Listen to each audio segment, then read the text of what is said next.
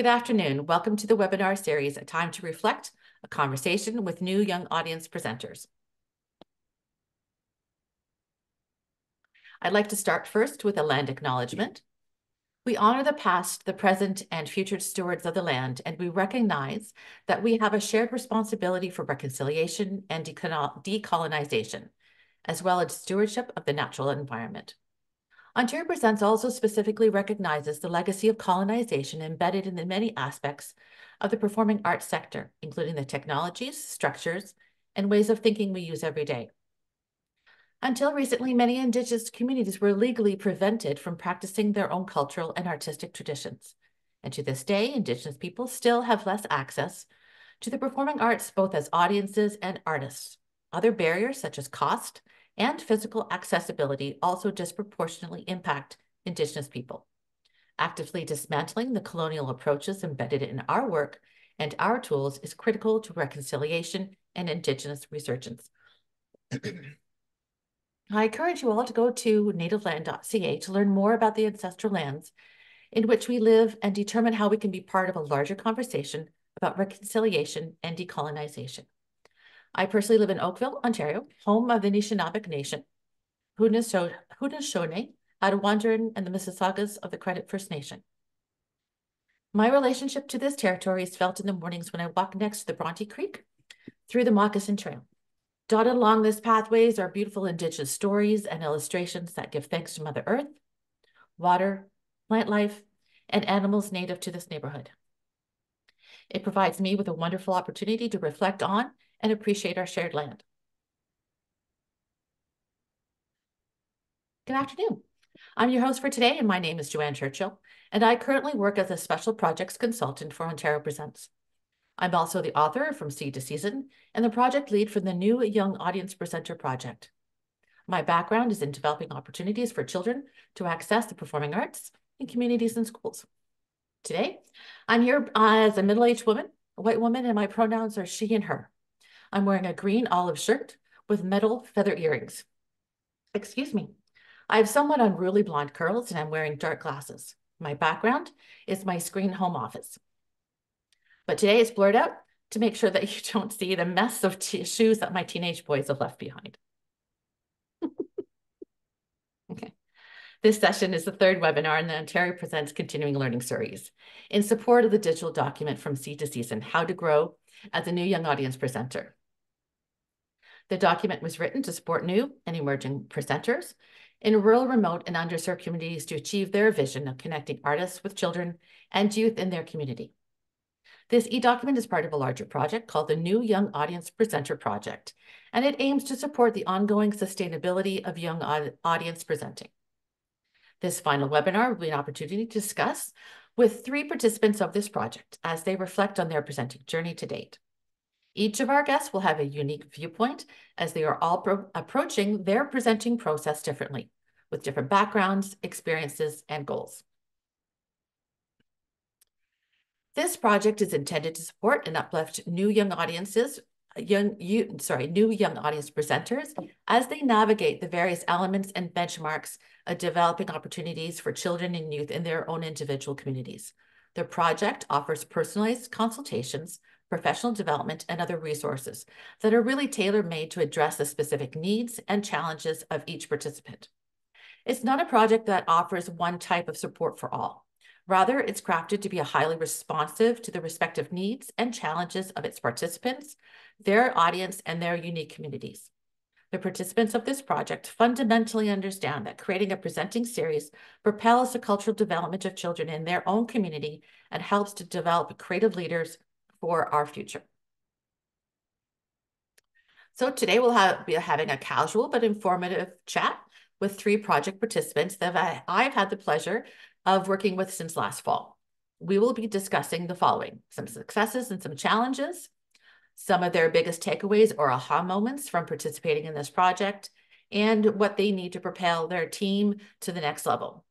We will start the webinar with a conversation with each one of our guests, followed with an opportunity for questions. So please hold your questions until all 3 have presented. So I'd like to welcome our first guest, Robin Zettel, who is the chair of the music committee for the Victoria Jubilee Hall in Walkerton. Her organization is not new to presenting, but definitely new to presenting for young audiences. Robin, thank you for your participation today. And would you be able to share a little bit about yourself and why you have begun this journey? Hi, Joanne. Thank you very much. Thank you to all the other participants and the members and all the supporters of the network. Our journey, I'm Robin. I live in Walkerton, and I would first of all like to take this moment just to acknowledge the traditional territory of the Anishinaabe Nation, the people of the Three Fires, known as the Ojibwe, Odawa, and Potawatomi nations, and further give thanks to the Chippewas of Saugeen and the Chippewas of Nawash, now known as the Saugeen Ojibwe Nation, as the traditional keepers of this land. I myself am a volunteer. I volunteer through the community. I'm a mom of 4 young children. I am a musician, and part of my volunteering, I am the chairperson of the Jubilee Arts and Music Committee at Victoria Jubilee Hall. The VJH, for short form, is a 126-year-old heritage building. It's volunteer-led and it's a nonprofit organization. And through this long history, we've always had something on its stage for the community. Our journey into presenting for a younger audience has developed over this past season through the understanding that it really comes from what our community needs, and that's where we are striving for today. So Robin has been part of the new presenter project since the fall and is working towards programming in the 25-26 season. So Robin, considering that you're still in the earliest development stages of your presenting journey, can you share with the viewers what you consider to be your biggest success and how you were able to achieve that? I would say our biggest success is to actually starting discussions this past season and taking the first steps to decide to expand onto our stage programs for a younger audience. We strive to grow as our community grows. And from the seed to season and the work with you, it has inspired us to explore the values at the VJH and expand our values, relate to our community. So we're building upon our relationship with our community to foster that creativity and teamwork and hopefully build lasting memories. So the success was initially just deciding to take those first steps to present for younger audiences. Excellent. That's always the best part, is the first taking that leap of faith, isn't it? So my second question to you is that starting a presenting series for young audiences in a small community where none has existed before is obviously a significant undertaking for any individual or team. And can you share some of the challenges that you've experienced since you started this journey? Challenges. So our community, we're growing and we have a lot of families here. And through the history of the community, there's always been shows, and you have high schools doing presentations and plays and such. But to get a younger audience that's more available to a wider range of people, not just for school systems. So that is somewhat of a challenge, but the most challenge that we had to overcome was to change the mindset of our organization itself, to change what we're putting on the stage to incorporate programming for younger audiences. Because for the past 25 years, it's been geared towards older audiences, retirees, more senior people for our shows. So that has been a challenge to overcome, just as a collective group, to get used to the idea of having younger audience and retrain our volunteers to get into that mindset and to work the shows of a younger audience. They're opening up different times of the year, which we don't normally do, has been a challenge, will be a challenge that we're working through to overcome and work out the kinks beforehand. Obviously, there's going to be kinks as the years go by, as we learn. We don't normally open in the summer, so we have to figure that out and making sure we have the volunteers in place. So Robin and I have been connecting almost every month since last fall, and we've chatted about all sorts of topics and resources. And I've worked through portions of the e-document from seed to season that she had mentioned. So Robin, is there one main takeaway or aha moment that you've had during your participation with this project that you could share? Yes, there definitely is. The aha moment for me and for more of my committee members was the why. Why do we want to do this? And for, like I mentioned, for the most meaningful reason is to figure out why. And 25 years of presenting can sometimes bring a slowdown of what inspires you. So this has helped to inspire us to figure out our whys, and we want to, so starting this journey to present to younger audience, we're rediscovering the importance of arts and culture in our community and the lasting impacts that it can bring. And we want to be leaders in our community to inspire our audience, foster the creativity, and create unique experiences for younger audiences, as well as our volunteers and the community as a whole. So for our viewers, what Robin was referring to in the answer of being understanding the why is referring back to the e-document From Seed to Season. And in chapter 2, there's a whole section that is talking about defining your why. And so I would encourage everybody to take a look at that part of the document. It starts on page 10, and it really gives some very asks you to ask yourself and of your team some very foundational, innovative, and reflective questions that can really help make decisions down the road. So considering what you've already established so far, what do you feel, Robin, that will propel your team and your organization to that next level in your presenting journey? For us, we have multiple community relationships, and we continue to work on those and build on them and learn from them. And that's what we can do, is just continue to build upon our community relationships to create those sustainable audiences.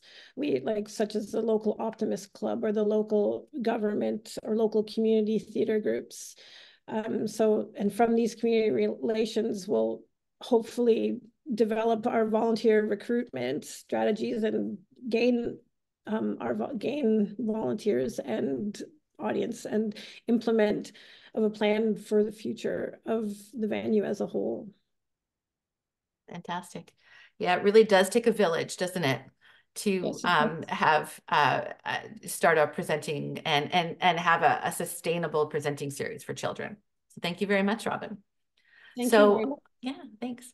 So our next guest is Alex Harmer, who is the supervisor of theater operations at Mohawk College and has taken on the task of implementing Mohawk College's first ever performing arts education series for elementary students.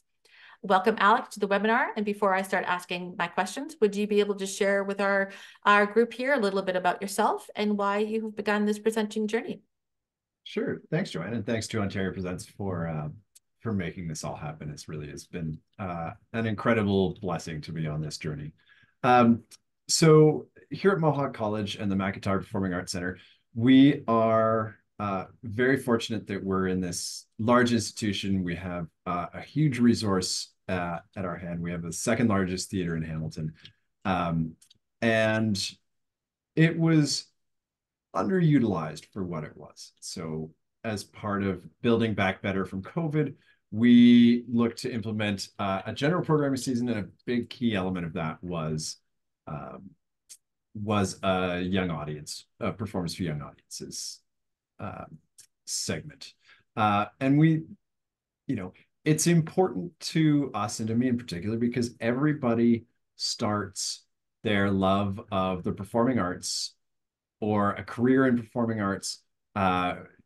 If you ask almost anybody that's working in the industry, they can trace it back to that one time when they walked into a theater as a kid and looked up and experienced the magic of whatever they were there to see, whether it was playing a musical instrument on stage, whether it was seeing a show as a kid, or just experiencing in a workshop. So for us, that being part of as many of those experiences we can in Hamilton is great for us. There's nobody else in Hamilton doing this kind of programming. There are, we're surrounded, but there was nobody in Hamilton doing this exact stuff. So we're hoping to step in a significant way to fill a gap and to keep building it for our audiences, for our kids. So as you just mentioned, you're not new to presenting, but can you share, Alex, with the viewers what you consider your biggest success and how you were able to achieve that success as you've just finished your very, very first year presenting for a student audience? So actually start with congratulations on that. Well, thank you. Yeah. So our biggest success came right off the top completely unexpectedly. We had 2 performances that we sold to about 900 students and staff each performance. So we did 1,800 kids and about 1 million buses through our space one day in November. And it was fantastic to just hear the theater in the building come alive with the giggles and the screams and the cheers of 4 to 6 year olds as they experienced a cool show on stage. That success has led to, this season we had 2 shows and 3 performances of young audience programming, and we're building on that success. Next year we have planned 3 shows and 6 performances for a variety of different age groups. So we're super excited about building that momentum and hearing the feedback from teachers that they would, they'll be back. And so knowing that and making those connections have given us hope that it's not sort of a one and done, and we can build and we can expand. Yeah, certainly after the months and months of lockdown and nobody seeing any theater whatsoever, it's really nice to see little kids, parading through the halls and of the theater and the venue. So it's nice to see. So again, congratulations. So as you realize that building an education series is very different from your regular presenting engagements in your Performing Arts Center, can you share some of the challenges you experienced this past season? Absolutely. So I went into this relatively naively, I think, and assuming if we build it, they will come. You put your shingle on the door and wait for the ticket sales to roll up. And programming for young audiences and for educational is completely different. It's so much about reaching out and individual connections and individual relationships. And it was, we only had to make 12 sales to get our 1,800 tickets sold. But reaching those 12 people was very, very difficult. Teachers are hard to get to individually. It's hard to reach them by email. It's hard to reach them by phone. We sent physical mailers, we sent emails, we did all of the things. I feel fortunate that we had the success we did, but we were pulling from 50,000 plus students in the Hamilton area. So the fact that we got, I'm amazed that we got as much as we did for the work we did. But once we make those connections, that's the key. The other challenge we had a little bit is with pricing and costs, because it took a little bit of realization, but that the ticket price is not the only expense for schools. There's busing, there's as you get into older audience, potentially substitute teacher coverage. So we have started to more actively look into sponsorships to do bus subsidies and to do ticket subsidies for neighborhoods, priority neighborhoods and priority schools. So this was a big learning year for us, and I think we're gonna take away a lot of lessons from this year to move forward. So Alex and I have been working together for quite a while, and it's safe to say that I think you've invested in learning as much as you possibly can. And so Is there a main takeaway or an aha moment that you have realized during this project? It totally was. And it's just that it's so much more about relationships than any other programming. It's about relationships with teachers and principals and building the trust of teachers to know that you are bringing in shows that are applicable to them and their studies, and getting to a point where they don't even need to know what the show is. They trust you. You've picked it. We're going to assume that it's going to be awesome. Let me bring as many students as possible. That getting to that point is the huge super goal, and I think we can do it, but it takes time, and it's going to take years to develop those connections in that audience. But that once we do, we're not only building connections with teachers, we're actually building in recognition of the hall and the theater, and we're building a broader theater audience, because we could all use that, in zooming out, as COVID has stopped a lot of live, has put a big dent in all sorts of live entertainment. So having the relationships with teachers, having the relationships with the school boards, it's about relationships, it's about trust, and it's about playing the longer game. We had a show that was not as successful as our first one, but it was still a success because we had 5 schools that had not come to any other programming before, and all 5 have said they'll be back. So not necessarily, short term, not as great, long term, brilliant. So it's long term and relationships. So in your opinion, Alex, what do you need that will propel Mohawk College to the next level in your presenting journey?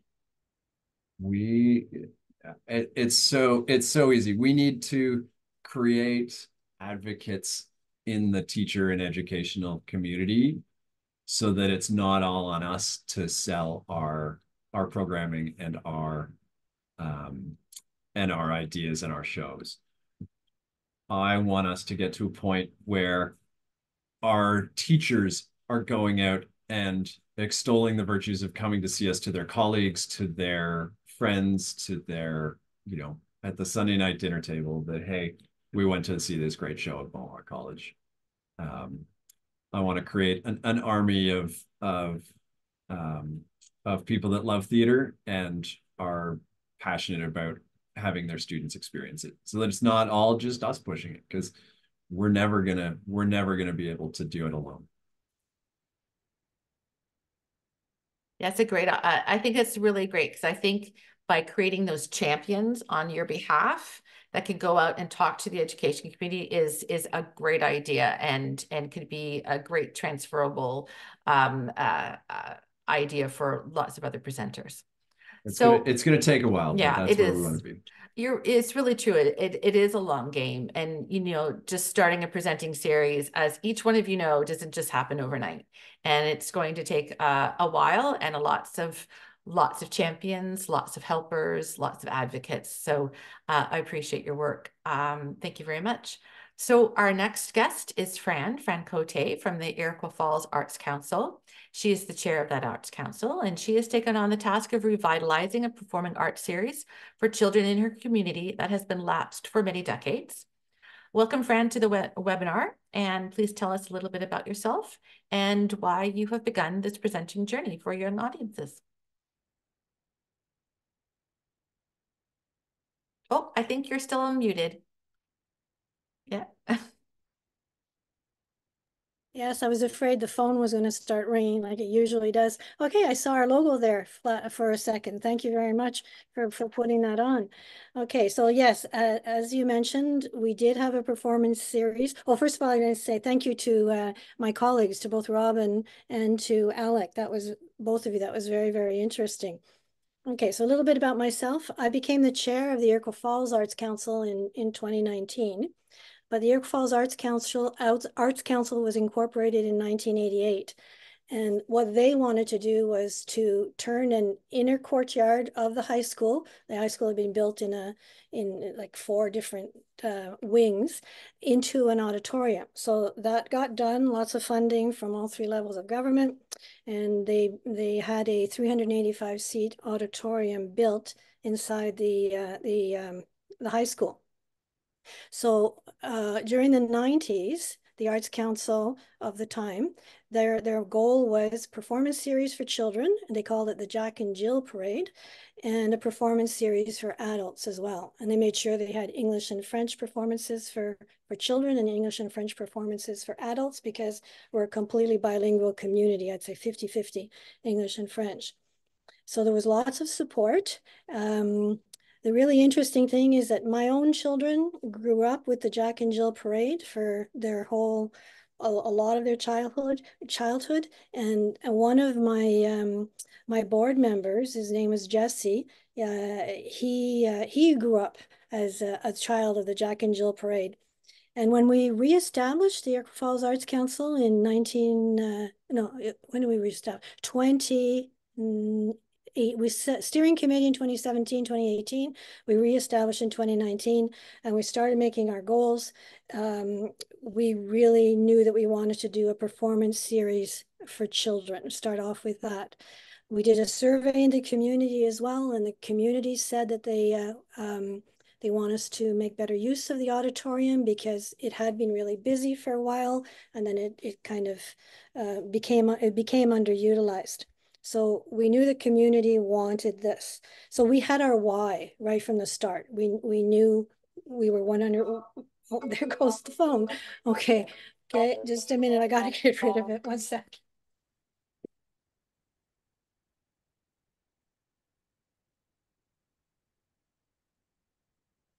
My apologies. It always rings. I should move it. Okay. Alrighty. So we knew why we wanted to do it. So we had been on the lookout for something about bookings where we could find out about different performances. And just as luck would have it, I had a newsletter from an organization called SPARC.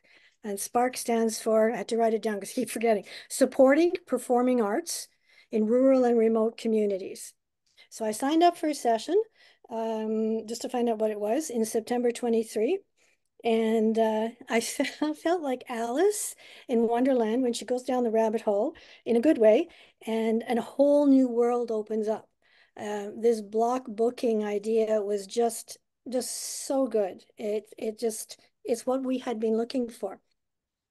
So what I realized was that this group that I got linked with were specifically for Northern Ontario, which was neat. It wasn't, sorry about Southern Ontario, sorry you guys, but we in Northern Ontario, we kind of get forgotten sometimes. So to have something specifically for us was really good. And we had people on this first call, and then also subsequent calls that were from Northwestern Ontario, so that's Dryden and Fort Francis and Red Lake and all those places out there, and Northeastern Ontario. And people from Southern Ontario don't realize that there's really 2 big sections in Northern Ontario. If you want to show how much you know about the North and somebody says, oh, Northern Ontario, you can say, which one, Northeast or Northwest? Because it's a big difference. Okay, so we in Iroquois Falls are in Northeastern Ontario. Okay, so what I learned was that they have this whole series of meetings or Zoom calls where they listen to pitches, discuss different performances that Ontario Presents has curated for them, and discuss it, and then they all decide which ones they'd like to bring to their community. So under Joanne's encouragement, I sat in for all of the fall, September 23 until now, as a fly on the wall, because after reading the document, I realized it was too much to learn at once. So this year would be my fly on the wall to read the document, learn how it works, and then join more formally in September 2024 to plan the 25-26 season. So that's my introduction. That's a good one. So as you just mentioned, you aim to present for the 25-26 season, which the deliberation starts in September 24. So obviously you're in the beginning stages. You're doing all the homework that you need to do. Can you share what is, in your opinion, your biggest success so far and how you were able to achieve that success? Okay, so I'm going to say that the biggest success so far involves a little bit of not following the original plan, because as I'm listening to the presentations, I heard about something called Mistatim, and it just people didn't really speak too much about it, but it intrigued me. It was a show that was kind of added on to the 23, well, not kind of, it was added on to the 23-24 season. So these people are discussing 24-25. Their 23-24 is already set. So I don't think anybody else in the group, were they? I don't, maybe there were other people in the group, but I know because I hadn't done any of this before that it intrigued me.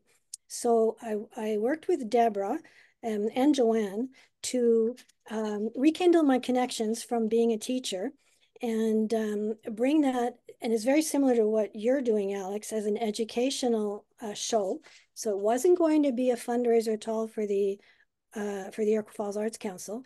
It was to bring this show that was going right by our door here in northeastern Ontario and have it stop in 3 communities where it hadn't planned on stopping, and that's Cochrane, Iroquois Falls, and Matheson.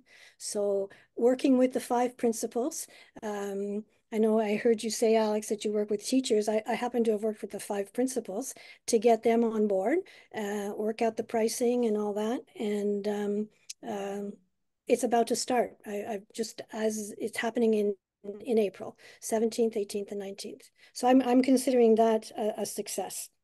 That's something that hadn't thought I was going to do, but ended up doing. Maybe I'll just throw in, if I'm allowed. So I kind of cheated because I've jumped in on something that's part of the 23-24 season with Mistatim.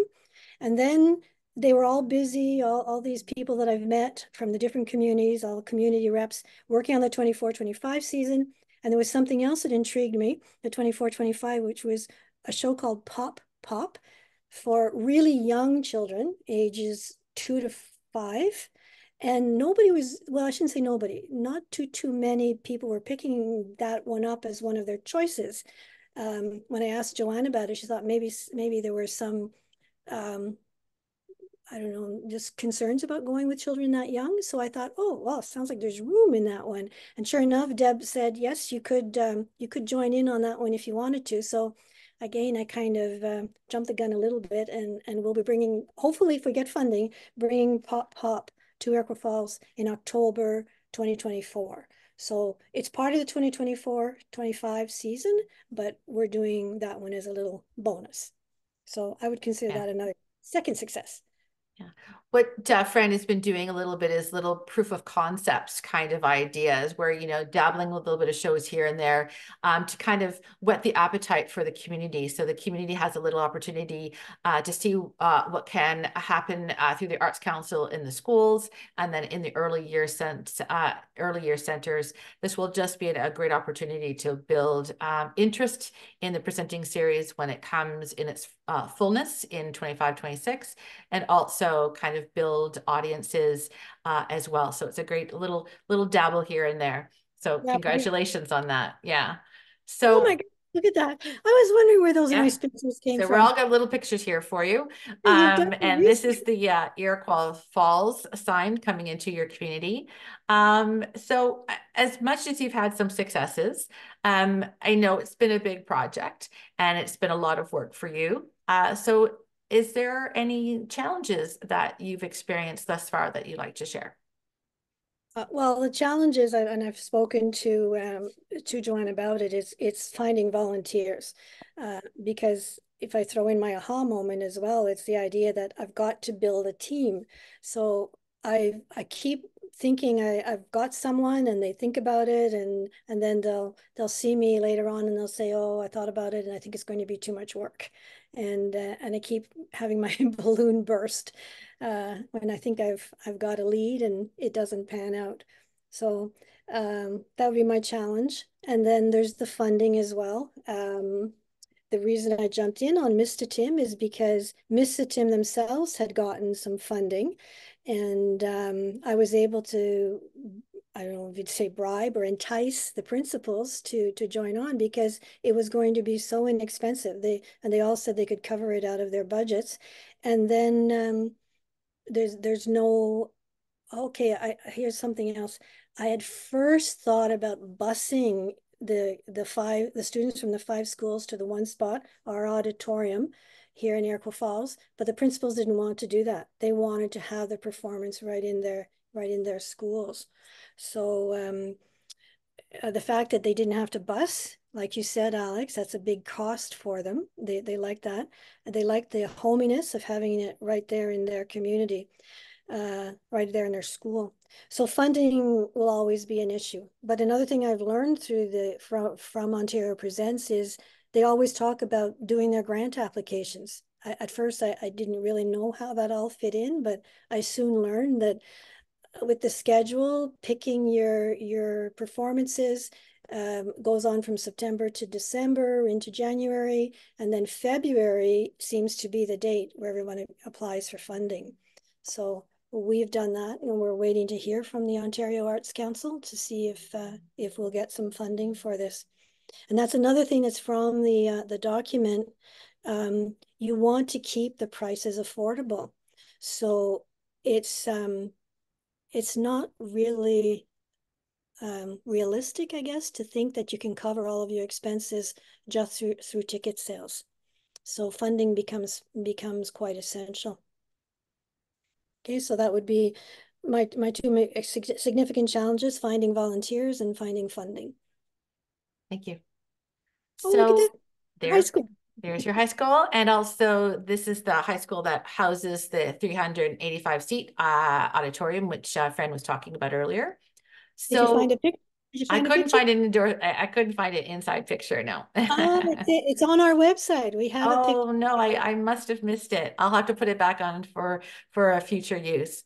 Yeah, So yeah. as we're looking at this picture and seeing all the different experiences that you've done so far, is there one takeaway or aha moment that you could share? Well, the thing I've carried with me from almost from the very start is this idea of building a team. Um, it can't be a one-man show. You have to have different people working on it so you can share the load, and so that it becomes more sustainable. So ever since I've started on this journey, it's always been in my head: build a team, build a team.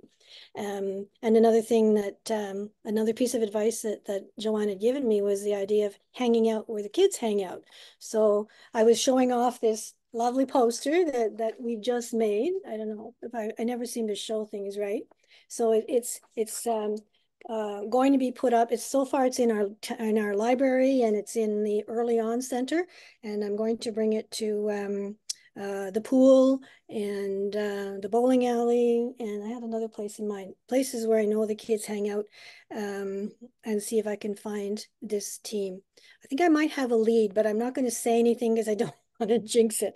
I have one person who said she saw the poster and she asked me for information about it, and she seems really interested.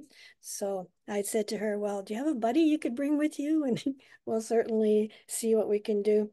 So if I can cheat and say more than just the one, I would say the building a team is my number one takeaway, but also how important it is to be prepared. This is what I've been doing. And right from the start, Joanne had said, what you're doing is a good way to do it. You're not jumping in and not really knowing what you're doing. You want to have a plan. So reading the document is really helpful.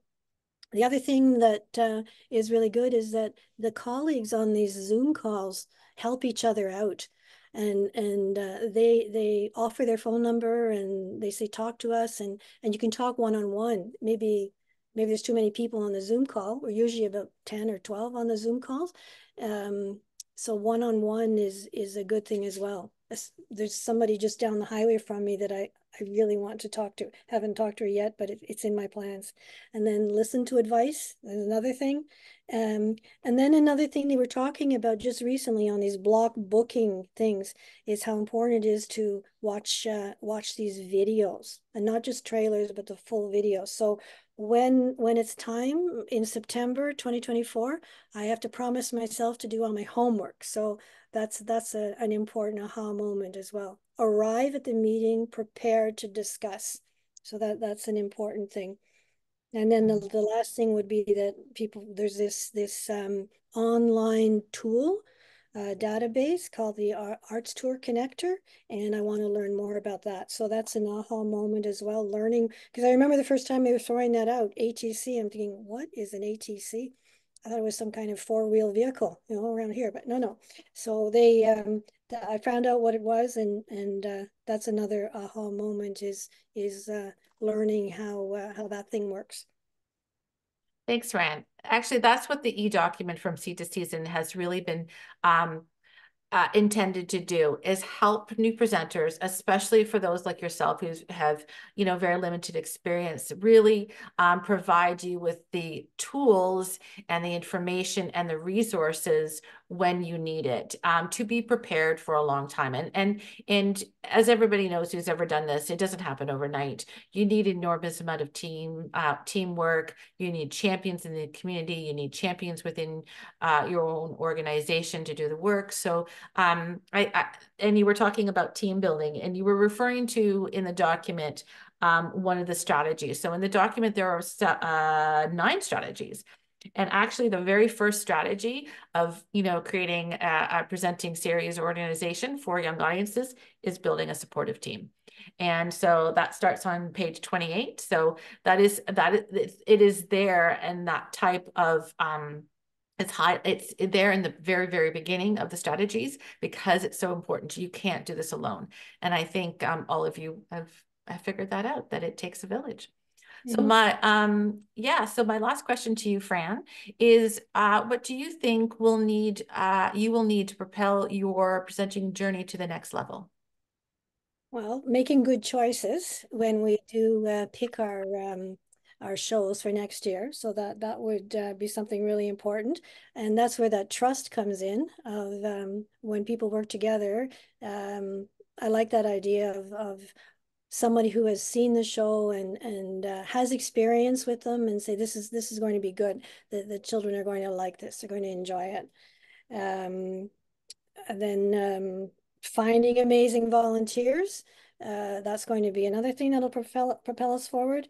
And then getting funding from the OAC or whatever granting agencies we can find.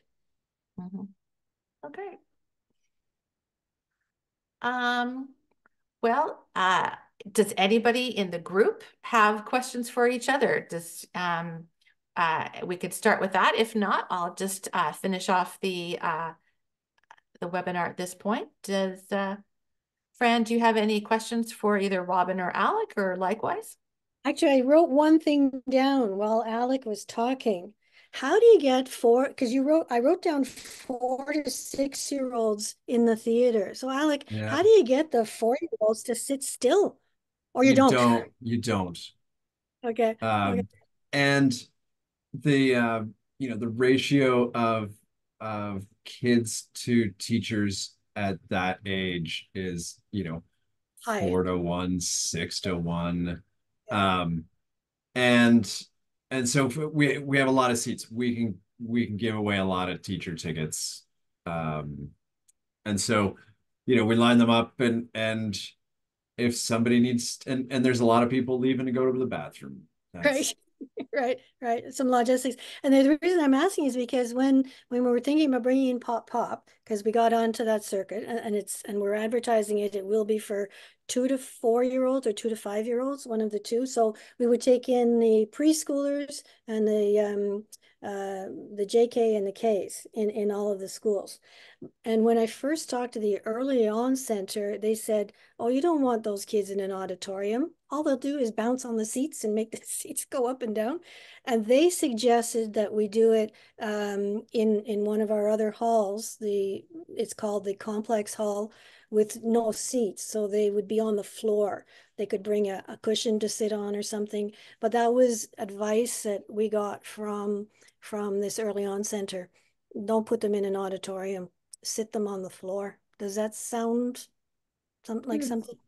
I think that becomes a scale thing. I mean, if you're only doing 50 kids, it's Yes, sometimes easy to find a space in an auditorium, and but there's some challenges when you've got hundreds coming, and everybody's dragging a blanket and a pillow on a bus from school. That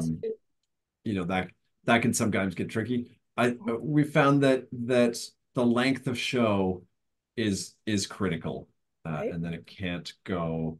There is a precise amount of attention span, and you can't, once that time limit's over, there's It's over. nothing Yeah, that's yeah. over.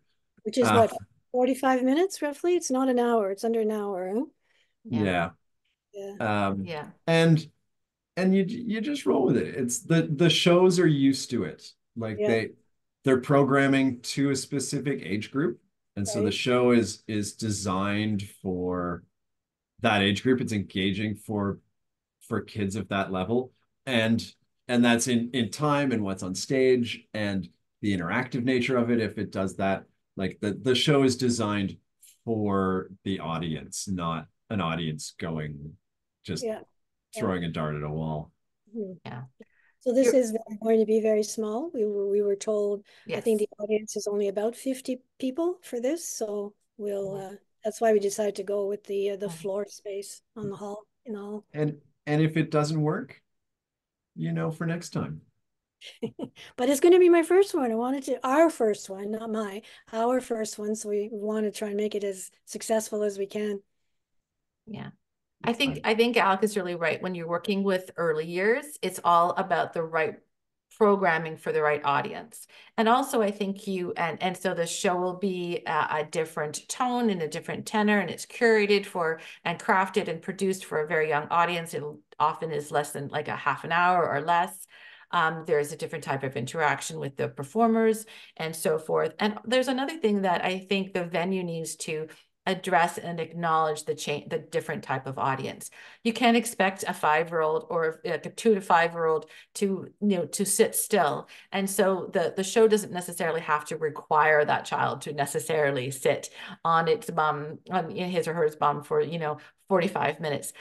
And so you train and you work with your front of house staff and your ushers to deal with, like Alec was saying, the constant bathroom breaks and those types of things that come with a younger audience. And that comes with experience in training. And there's also some information in the e-document as well, talking about front of house and how to manage an audience and the families that come with those younger audience in a completely different manage. And it's a little bit like what Robin was saying. It's a mindset change. You have to change your mindset to acknowledge that a young audience is different. They're going to have different experiences with the show, different expectations, and you have to meet them that way, halfway, and make sure that experience, that performing arts experience is a great experience for them, whichever age and abilities they're coming into the theater with. So that's our time here. I just really wanted to say thank you very much from the bottom of my heart for all of you for sharing your time with me through these past few months as being participants in this project. And of course, for spending your time here today and sharing your experiences and your insights. I'd also like to thank the Department of Canadian Heritage for their financial support for the e-document and for the new presenter project. And if anybody else has any questions or if they know of any volunteers, groups or teams or organizations in your community who might also be interested in becoming a presenter, please feel free to share this information or have them contact me.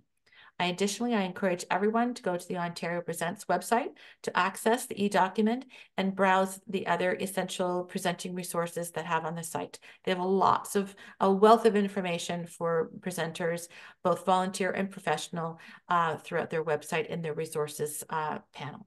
So I encourage you to all go there. So if nobody else has any questions for each other, I would like to say thank you and goodbye. you. Take care, everybody. Bye-bye. Thank you, Joanne. Bye-bye. Bye. Bye, Robin. Bye, Alex. Bye-bye. Bye-bye.